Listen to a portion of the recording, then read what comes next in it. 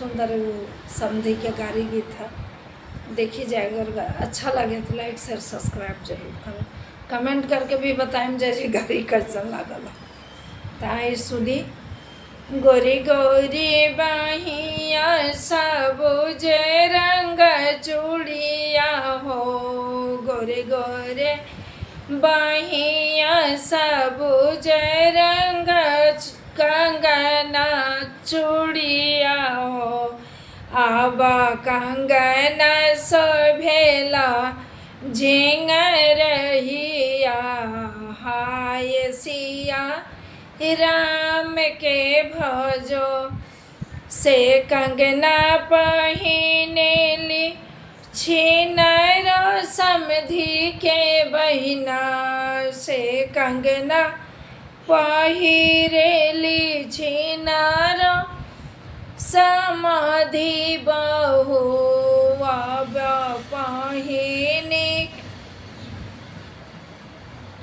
अब पहिनी के चलेली बाजार,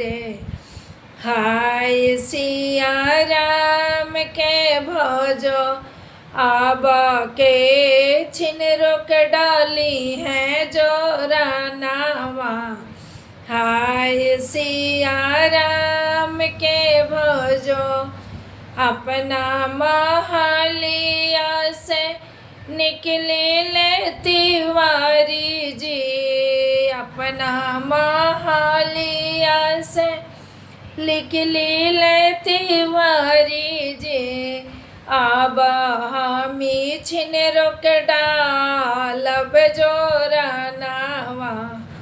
हाय सिया राम के भजो हमरो जोरनवा छिनरो गजबे मतावा न हो, अब जाई होइबू रावना भावनावा, हाय सिया राम के भजो गोरे गोरे बहिया सबुज रंग चूड़िया हो, अब कंगना शोभेला झिंगरहिया, हाय सिया राम के भजो से कंगना पहिनेली छिनरो तिलक हरू बहु, से कंगना पहिनेली छिनरो सरवा के मम्मी, अब पहिनी के निकले बाजार, हाय सिया राम के भजो अब के छिनरो के डाली है जोरानावा, हाय सिया राम के भजो अपना महलिया से निकली ले तिवारी जी, अपना महलिया से निकली ले मास्टर साहेब, अब